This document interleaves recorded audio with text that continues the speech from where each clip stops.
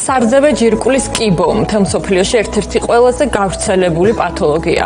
ამ მხრივ არც საქართველოა გამონაკლისი ძუძუს კიბოს დამარცხებისკენ გადადგმული პირველი ნაბიჯი მისი ადრეული გამოვლენაა. დღეს ვისაუბრებთ მამოლოგიურ მიმართულებაზე ქირურგიის ეროვნული ცენტრის კლინიკამ ახალ სიცოცხლეში, სადაც დიაგნოსტიკის და მკურნალობის უახლესი თანამედროვე მეთოდები ერთ სივრცეშია მოქცეული.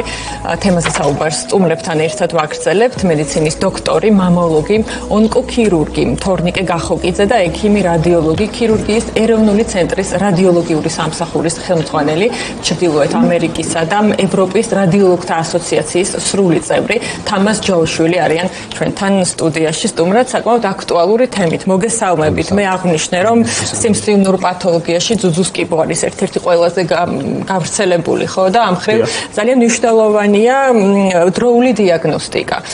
თქვენ რას თავაზობთ თქვენი კლინიკით ქალბატონებს და სკრინინგის შესაძლებლობა ალბათ გაქვთ, ხო? კი. მოგესალმებით, მივესალმებით თქვენ მაყურებელს. ჩვენ კლინიკაში ახალ სიცოცხლეში ტარდება ძუძუს კიბოს სკრინინგი რეგიონში რეგისტრირებული მოსახლეობისთვის, რომელიც სრულად არის უფასო. აღნიშნული კვლევა მოიცავს თვითონ უშუალოდ სარძევე ჯირკვლის ფიზიკალურ გასინჯვას, 2D მამოგრაფიას, ასევე სარძევე ჯირკვლის ეხოსკოპიურ გამოკვლევას და საჭიროებისამებრ ბიოფსიასაც. მოგეხსენებათ, ეს ყველაფერი, ეს კომბინაცია ქალბატონებს საშუალებას აძლევს ერთ ვიზიტში უშუალოდ განახორციელონ მთლიანი ორგანიზმის მთლიანი სარძევე ჯირკვლის სრულფასოვანი შეფასება და შესაბამისად ამის დამიხედვით გავცემთ ჩვენ მკურნალობის შემდგომ რეკომენდაციას. თვითონ უშუალოდ სკრინინგი საკმაოდ მნიშვნელოვანია და მისი მნიშვნელობა მდგომარეობს იმაში, რომ მოხდეს ჯანსაღ პოპულაციაში პათოლოგიის გამოვლინება. სამწუხაროდ ძუძუს კიბოს ადრეულ ეტაპზე არ აქვს სიმპტომები, მაგრამ არსებობს შემთხვევები არ აქვს, ხო, მაგრამ ძალიან მნიშვნელოვანია, რომ თვით გასინჯვა მოხდეს თვეში ერთხელ მაინც. კი ბატონო. რომ არ გამოგვეპაროს რაიმე, როგორ უნდა აღმოვაჩინოთ ძუძუს კიბოს შესაძლო არსებობა ჩვენ თვითონ. კი ბატონო. არსებობს რამდენიმე ნიშანი, რის გამოც სასურველია, რომ ექიმს მიმართოთ. მაგალითად, სარძევე ჯირკვლის გამაგრება, წარმონაქმნის არსებობა, ძუძუს თავიდან გამონადენი, ასევე შესაძლებელია სიწითლეს შეშუპება, იღლის ფოსოში, მაგალითად, როცა პაციენტი ისინჯავს, ან ქალბატონები ისინჯავენ, გამაგრების არსებობა. ეს ან მაგალითად ძუძუს ასიმეტრიაც კი, რომელიც ქალბატონებმა ცოტა მოგნიშნებს, გამოც არ უნდა გადადო ექიმთან აუცილებლად. დიახ, ანუ აუცილებლად უნდა მიმართო ექიმს და მე ყოველთვის ჩემ პაციენტებს ვეუბნები, რომ ჯობია ამ სიმპტომებით მიხვიდე ექიმთან და საერთოდ არაფერი არ სჭირდეს, ვიდრე პირობითად არ მიხვიდე, თავი შეიკავო და შემდეგ უკვე დაგვიანებულ ეტაპზე მოხდეს ამ ყველაფრის დადგინა. აი ესეც ახსნათ საწყის ეტაპზე მისვლა რამდენად მნიშვნელოვანია და რატომ? ხო, საწყის ეტაპზე მისვლა უნიშნულოვანესია, ვინაიდან ადრეული დიაგნოსტიკა გულისხმობს მკურნალობის მაქსიმალურ ეფექტს. წარმოიდგინეთ, ნებისმიერი ონკოლოგიური პრობლემა, რაც კიდე დამიწეს ზურგზე არსებობს, თუ ადრეულ ეტაპზე გულისხმობ პირველ-მეორე სტადიაზე მოხდა მათი აღმოჩენა, თავიდან ბოლომდე განკურნებადია 95%-ზე მეტი ალბათობა არსებობს ამ ყველაფერს. აქედან გამომდინარე, მთავარი მესიჯი არის ადრეული დიაგნოსტიკა და პროფილაქტიკა, რომელიც საშუალებას გვაძლევს ეს ყველაფერი ერთ სივრცეში ჩვენ კლინიკაში განახორციელოთ. აი, სწორედ მაგაზეც ვისაუბროთ, ბატონ თამას, თქვენთან გავაგრძელებთ საუბარს. რა არის ის მაღალ ტექნოლოგიური კვლევები, რასაც აი ამ მიმართულებით ქალბატონებს ახალი სიცოცხლეს თავაზობს დიაგნოსტიკისთვის? ანუ საუბარი იყოს MRT კვლევაზე, რამდენ შეიძლება ეს MRT კვლევა უსაფრთხო იყოს და რა ფორმით? ანუ მე რამდენადაც ვიცი, აბსოლუტურად მორგებულია ყველა პაციენტის ყველა სურვილს, შიშებს, მათ შორის და ასე შემდეგ, ხო? უფრო მეტი გითხარით აი ამ ტექნოლოგიების შესახებ. მოგესალმებით, პირველ რიგში ძალიან დიდი მადლობა დღეს მოწვევისთვის, მივესალმები ასევე თქვენს მაყურებელს.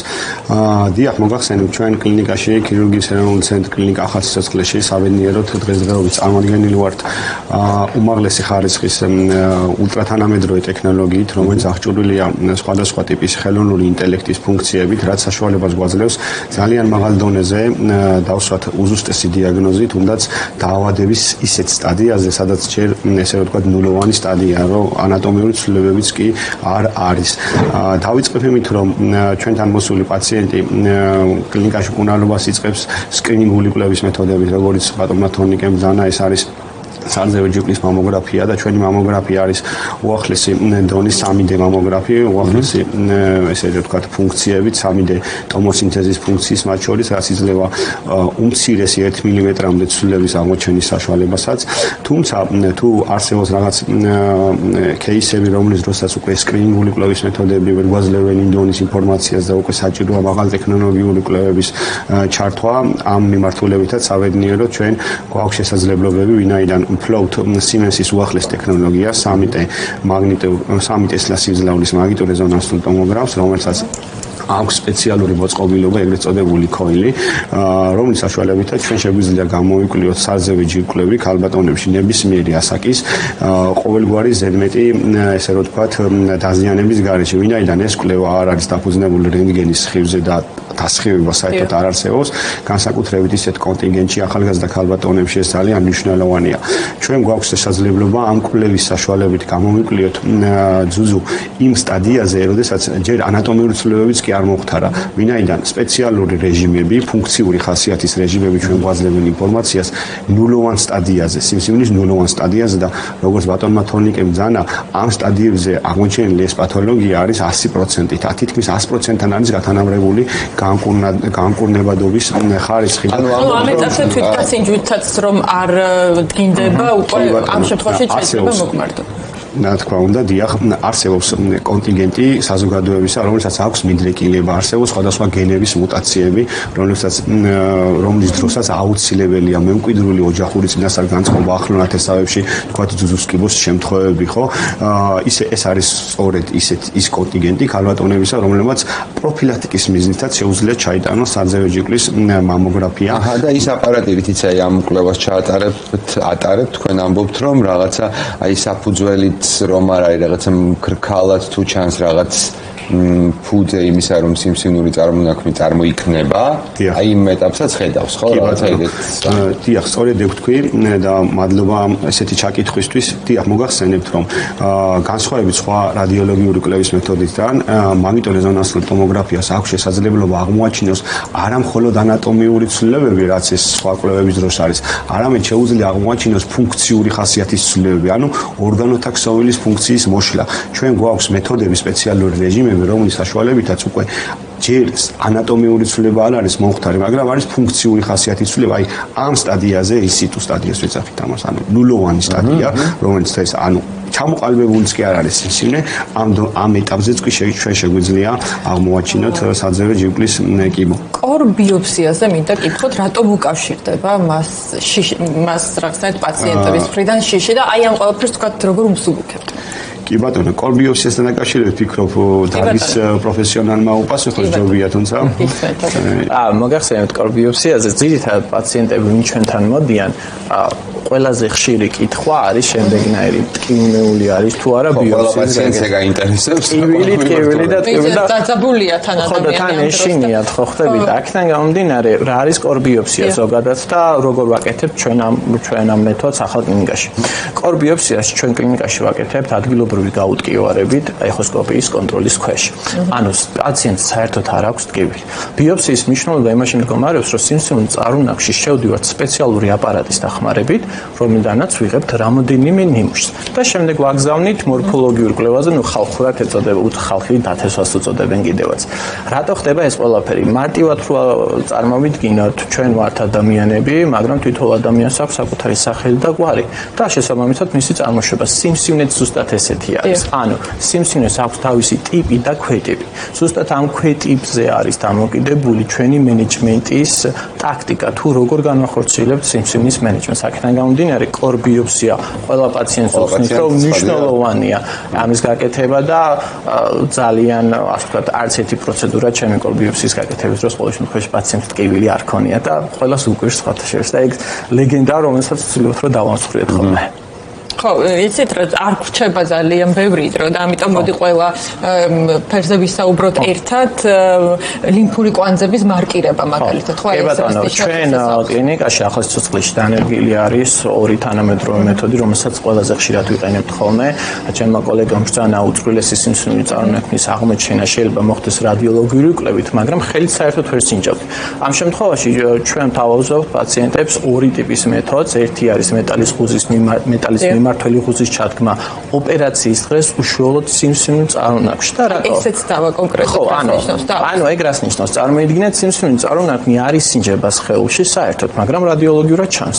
ჩვენ ამ მეტალის სპეციალურ მიმართულ ხუზას, იგივე მართულსაც უწოდებთ, ჩავდგავთ სიმსივნის წარმონაქმნის საპროექციო არეში და ოპერაციის დროს მხოლოდ იმ უბანს ამოვიღებთ და აღარ მოხდება ზედმეტის ქსოვილის ამოკვეთა. აქედან გამომდინარე წარმოიდგინეთ დროში საკმაოდ დიდი ეკონომია გვაქვს, ზედმეტი ქსოვილი არ ზიანდება და კოსმეტიკური თვალსაზრისითაც იდეალურად ჩდება შემდეგ სარძევი ჯირკვალი. მეორე მეთოდი, რაზეც მინდა ვისაუბრო, ეს არის მოდარაჯე ლიმფური კვანძების მარკირება. მოდარაჯე ლიმფური კვანძები მარტივად და სწრაფად რო აგიხსნათ, ეს არის ლიმფური კვანძები, სადაც პირველად მიდის სიმსივნე. შემდეგ ეს არსებობს 3-4 მოდარაჯე ლიმფური კვანძი, შემდეგ ეს სიმსივნე ცდილობს რომ გავრცელდეს იღლის სხვა ლიმფურ კვანძებში და შემდეგ გადადის მთელ ორგანიზმში. ჩვენ ოპერაციის დროს ვიყენებთ მოდარაჯე ლიმფური კვანძების შესახებად მეთილენის ლურჯს. ოპერაციის დროს უშუალოდ ამ პირველ 3-4 ლიმფურ კვანძს ვიპოვით, რომელიც ლურჯად შეიღებება და გავაგზავნით მორფოლოგიაზე. თუ მორფოლოგიაზე მოვიდა პასუხი, რომ არ არის მან სიმსივნის გავრცელება, წარმოიდგინეთ იღლის ჭრილობას ხურავთ და აღარ გვჭირდება ბევრი ლიმფური კვანძის ამოღება. აქედან გამომდინარე, პაციენტს მთელი ცხოვრების განმავლობაში აღარ აწუხებს ისეთი სიმპტომები, როგორც არის ხეის შესძიება, ტკივილი, ცნობების დაქვეითება იღლის მიდამოში და პაციენტი უბრალოდ მისი ცხოვრების ხარისხი მკვეთრად იზრდება და უმეტესობა პაციენტებსაც ეს პროცედურა გავუკეთეთ და მოვიდა პასუხი რომ არ იყო სიმსივნის გავრცელება. ისინი ისე ცხოვრობენ, თუმცა არაფერი, ანუ არ ქონიათ ოპერაცია ჩატარებული და ხელსაც უპრობლემო დამოძრავებიდან კი მოგეხსენებათ კიდურის მოძრაობა რამდენად მნიშვნელოვანია განსაკუთრებით ესეთ მდგომარეობაში. სწორად განსაზღვრო ხდება იმ კონკრეტული ლიმფური კვანძების, სადაც გავრცელების რისკია და სადაც გავრცელების რისკი არ არის და შესაბამისად დამზოგველია იქნება შემდეგ უკვე ოპერაცია. კარგით, ახლა ცოტა დრო დაგვრჩა ბატონ თამაზ, მოდი თქვენთანაც და გითხარით როგორ უნდა ჩაეწეროს კვლევაზე პაციენტი და რამდენადაც ვიცი, მე მგონი მთელი კვირის განმავლობაში შეუძლია ჩაწერა და არ არსებობს ესე რაღაცა დასვენების დღე თუ რაღაც ეგეთი. დიახ. ნუ ჩვენს პროფესიაში არ არსებობს დასვენების დღეები, მაგას დაგეთანხმები. ჩვენი კლინიკაც გამორჩეული ამით, რომ მუშაობს კვირაში 7 დღე. ჩვენი ცხელი ხაზი, რომლის ტელეფონის ნომერი ხა თქვენ ეკრანებზეა, 24 საათის განმავლობაში გაძლევთ საშუალებას თქვენთვის სასურველ დროს ესეთ გადატვირთულ რეჟიმისას, ისე რომ არ მოგიწიოთ რიგში დგომა ხანგრძლივად, ჩაეწეროთ და მიიღოთ უმაღლესი ხარისხის მომსახურება.